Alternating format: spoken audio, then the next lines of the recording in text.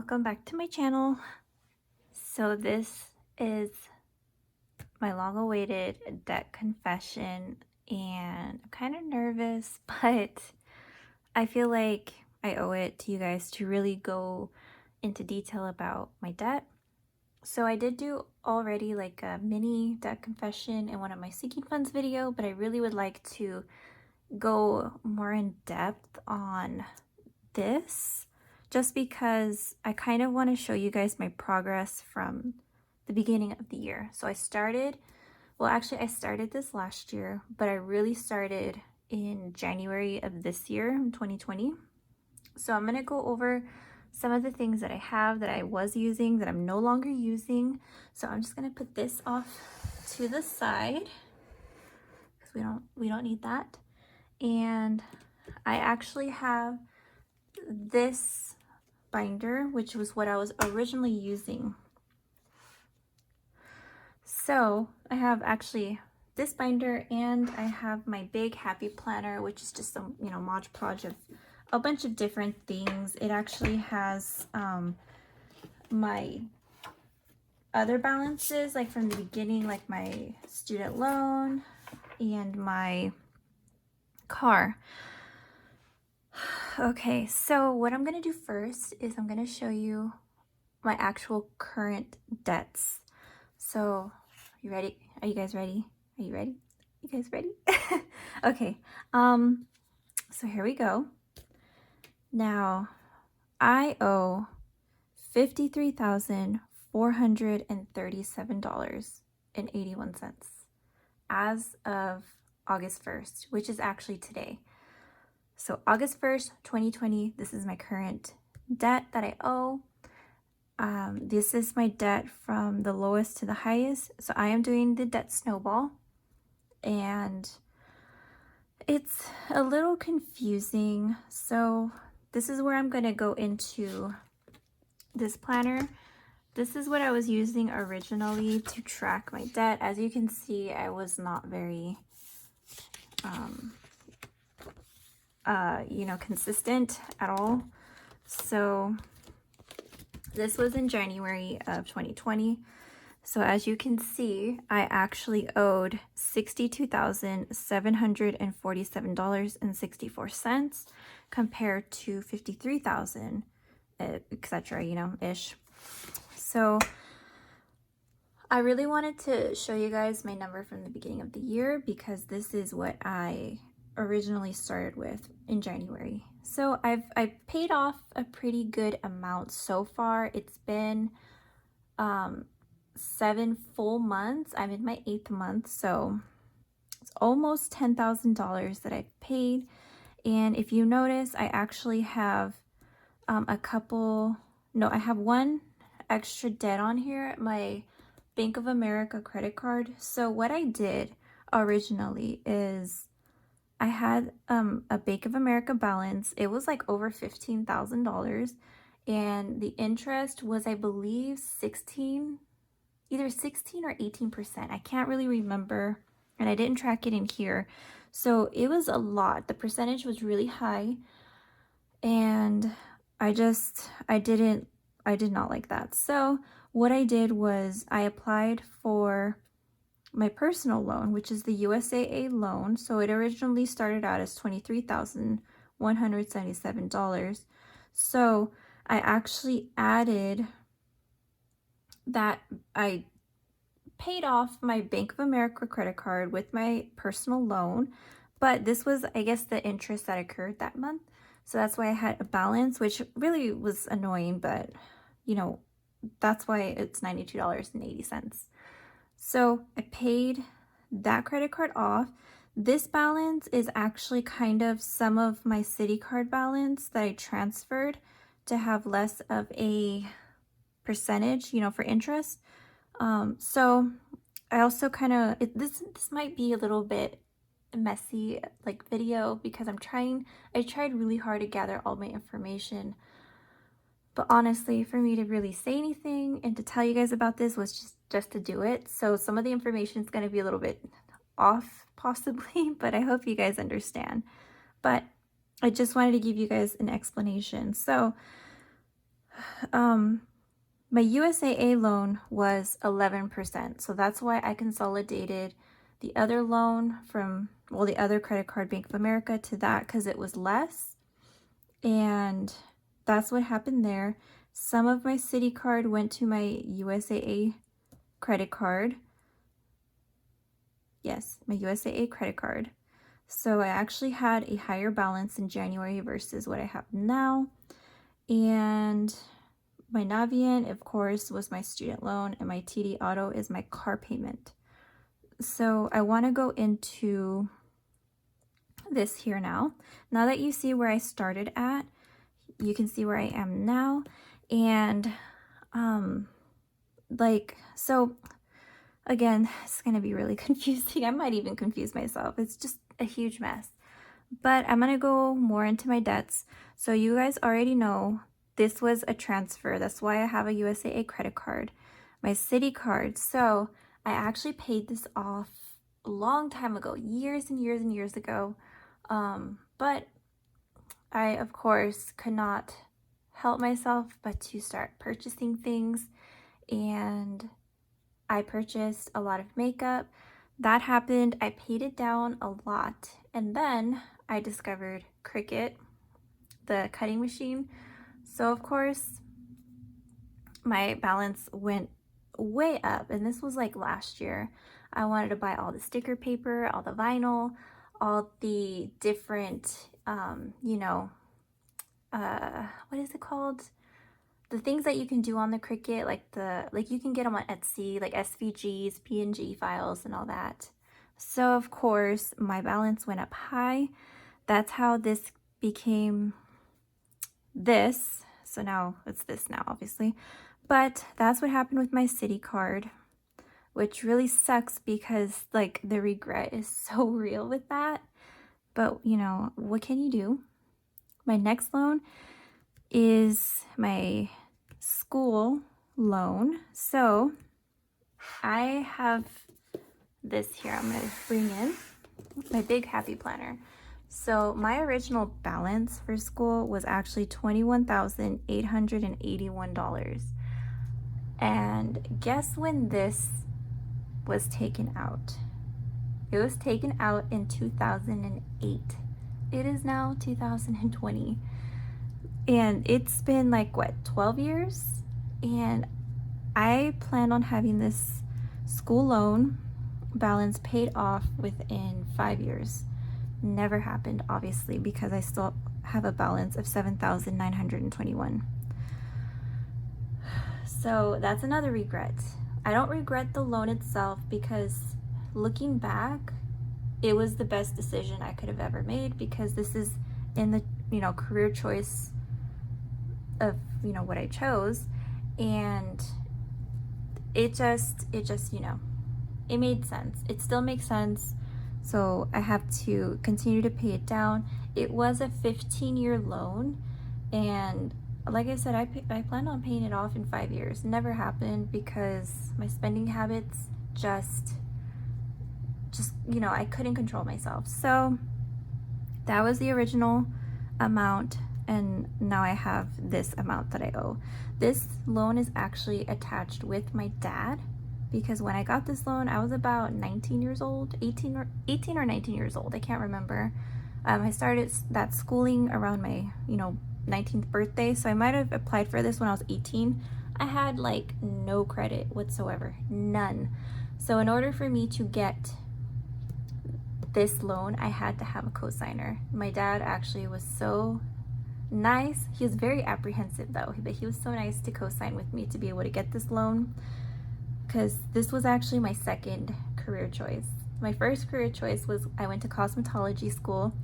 It was a program within my high school, so I did half a day in high school, half a day at cosmetology school, and it was covered. The school board actually covered everything. I think we only had to pay $300 for my kit, and we got that reimbursed once I hit a certain amount of hours. So I graduated cosmetology school. I had my state board date, but I never went. I decided I did not want to do that. I could not see myself being 40 and cutting hair. That was my mentality. So I just never went. And my dad was so upset with me, along with my mom. And because of that, that's why he was so apprehensive to do this, because he was like, you know, you didn't even do that. You didn't do cosmetology. You didn't get your license. What makes me think you're going to spend all this money and you get your, you know, LVN license? And he didn't want to do it. I had him go with me to, it was like an orientation thing to see what it was all about. And that's the only reason why he said yes, because I took him there, he saw it, and he was like, okay, if you really want to do this, I'll co-sign with you. So he graciously did that for me. And back then, the interest was 6.25%. Over the years, it goes from 6.25% to 8%, depending on, like, I guess the times. So I originally thought that this was like a fixed percentage, and so did my dad. But then they sold, so this loan used to actually be Sallie Mae. Well, Sallie Mae, I guess, sold off my loan to what is now Navient, or Navient, however you want to say it. So now my loan goes up and down along with the minimum payment. So that's why, like, it's really hard for me to pay it down. No, I mean, it's not an excuse, but the amount kind of goes up and down. It's really hard to keep track of. That's what I want to say. It's really hard to keep track of because of the interest rate change. So this is back down to what it originally was, probably because the state of the world right now. So that is my student loan. My next debt is my car. So I have a 2019 Jeep Cherokee. It's a limited Jeep Cherokee. And let me get this. So I got this loan about 2 years ago, and as you can see, that car cost me $29,263.68. I now owe a little less than $18,000. It is a low interest rate, but it is a high amount of money, and it is just like, okay, so this I kind of regret. Like, I love my car, but I kind of regret paying this amount. I probably should have gotten a different car. So I had a car, right before I made this purchase, I had a 2013 Ford Fusion. And I actually really loved that car. Although, that car gave me the worst problems. Like, everything about the car, like, it had navigation, it had like a Bluetooth, like, it was really good because I used to do home health, so I'd go house to house, and the navigation was great.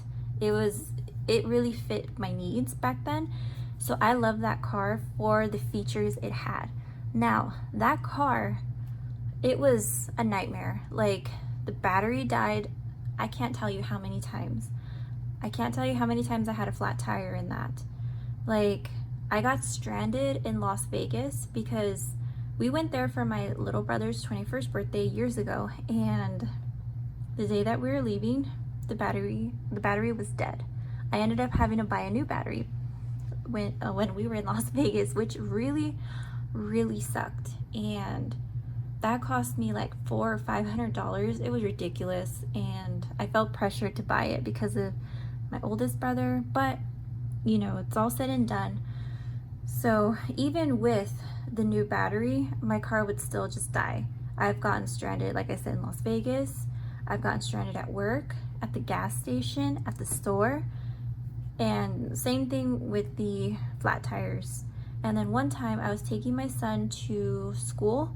I go back to my car after I walked him in. I go back to my car to go back home, and I go to turn it on. The car turns on, but it wouldn't move. It was the most bizarre thing. I had to call my dad. Luckily, they live like down the street, but I had to call my dad and ask him, like, I don't know what happened, but I cannot start the car. Like, it starts, but I can't get it to move. So he had to fix that. Like, my alignment was bad. Like, it was a nightmare. Now, my car payment for that was actually like half the amount of this. When I decided to purchase my Jeep, I had only 1 year left on my Ford Fusion. So I could totally not have a car payment right now, but I would have still had a nightmare of a car. And actually, that wasn't even the worst of it.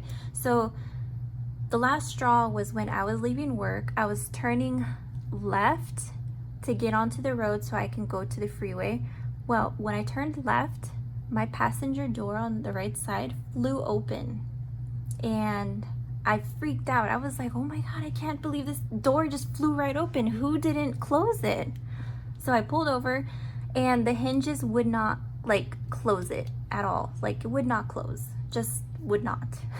Like, and back then, he's now my husband, but back then he was my boyfriend. I had to call him like, hey, my door won't close. How am I gonna drive home? Because I live 20 minutes away from work, and I have to go down a freeway. Like, I didn't know what I was gonna do. So he had to actually give me his belt. And while I drove home on the freeway, I had to hold the door closed with the belt. And that was the last straw. So I ended up within the next week, I got the car fixed, and I ended up selling it to get this car. So we went to the dealership, and there was, a Jeep that I had saw online. I wanted to look at it in person, and it was the only Jeep like that. It was the only color. I got a like burgundy color or wine color. There's only one. And they actually paid off the rest of my car, so I didn't owe anything, which was good because I actually got in a car accident. That's another thing. I got in a car accident in my Ford Fusion. I got sideswiped, totally not my fault, and I never found the person, so that was another thing within everything. So for me to have an accident and for them to pay the car off so I didn't owe anything was great. They gave me the entire value, so that was good. So then, very long story to the point right now, I got this Jeep, and I really think that I should have purchased a less expensive car. Now, I have thought about turning the car in, getting something cheaper, but I actually have an accident on this car too, on my Jeep. So about 1.5 years ago, I was driving to work, and there was a big truck with barrels in the back of it, and within like a split second of me thinking like, oh wow, those barrels look really loose behind that truck. What if one pops out, comes onto the freeway? Well, that happened, and it was either me swerving out of the way, hitting another car beside me, or losing control and flipping, or I could let that barrel hit me. So what I chose was I let the barrel hit my car, and I mean, I was fine, completely fine, so that was okay. But my car wasn't. It was like $6,000 of damage, and it was a mess. Luckily, the California Highway Patrol found that guy, and they ended up paying us back for all the damage and all that stuff. So I don't think it would be worth me, getting rid of my car for something cheaper at this point just because of that. And I feel like my car is, since it got fixed, it's really in good shape, and I feel that car I'm gonna keep it for a long term. I'm not gonna get rid of it. I'm not gonna really plan on doing anything else with it. I feel like I'm just gonna keep it as long as it's running. I don't need another car, and I haven't had a problem with it at all ever since. So I'm just gonna eat this cost and just continue to pay it down, which really sucks, but yeah. So that is my car loan. That's the original amount, and now this is what I owe. So I still have about 4 years on it. I paid 2 years on it. I got a 6-year loan. Like, really, if you like my dad says, if you can't pay a car off in 3 years, you don't need that car. You can't afford that car. But that's what happened. Yeah, so let me get rid of this. So now we are back to my personal loan. And as you saw, it was originally a little over $23,000. Now the amount that I do my minimum payment for is so high because in order for me to get 11% interest, I had to do it within 3 years. So I did a 36-month loan, and I got this loan in January. So I've been on, paying this off for the last 7 months, and I felt like the amount that I was paying every month for my credit cards to put into this basically amounted to this. It was actually a little bit more. It was more like $800. But for me to do this with 11% and 36 months, I felt like that was the best option for me. I can pay it off early if I wanted to with no, any fees or anything like that. So I really want to try to do that, but that's not my first priority. My first priority would be, of course, coming down the line, because I already know that I only have, less than 3 years left, like 2.5 years almost now to pay this off, which is pretty good. I'm trying to pay off all my debt within 3 years. If I can do that, I think I can. I did do my payoff debt calculator, and it said that I could pay everything off, like with all the minimum payments, I would pay everything off within 3 years, and I want to say it was 5 or 6 months. So I'm just aiming for 3 years to be debt free, and then I can work on my actual savings and emergency fund, my 3 to 6 month emergency fund, and then my my mortgage. This doesn't include my mortgage. And I also wanted to let you guys know, this is all my debt, all mine, not my husband. He has no debt, and I just want to put that out there. I know we're already in this video for, at this point is I think 22 minutes, so I just want to put that out there. This is all my debt, so I'm the one focused on this, not him, because I acquired most of this debt, almost all of the debt, before we even knew each other, minus the car. But he does other things to help me out, to allow myself to have more money to pay some of these off. So he's not ultimately responsible for them, but he does give me some help with other things for me to have more money in my pocket to pay for these. So that's my goal, 3 years. So I'm actually not sure what year I'm thinking. Let's say it's 2020, 2021, 22, 20. I really would love to be debt free like December of 2022 or earlier than that. I don't know. We'll see. I think that's less than 3 years, but is that? I don't know. I want it to be less than 3 years, and I feel like I could do it with this. I really would love to try for 2 years, but honestly, I don't think I can. So yeah, that is everything that has happened. I'm sorry if it's really confusing, if I left anything out. I'm sorry for the long video, but I feel like, this is everything that has happened with me. This is what I owe, and everything that I can remember, because it's been a long time. This student loan has been since 2008, and it's 2020. It's 12 years. 12 years of hell, I guess you could say.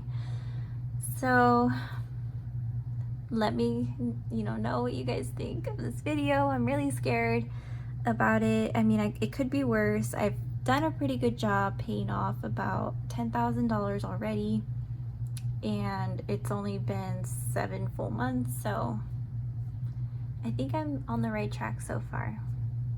And yeah, I hope you guys enjoyed this video. Leave me a comment down below and let me know what you think. Let me know if you have any suggestions. Let me know if there's anything I could do to chip away at this faster, or you know, anything at all. Give me all your suggestions. I really would love to hear them. Thank you so much. You guys stay safe and take care. Bye.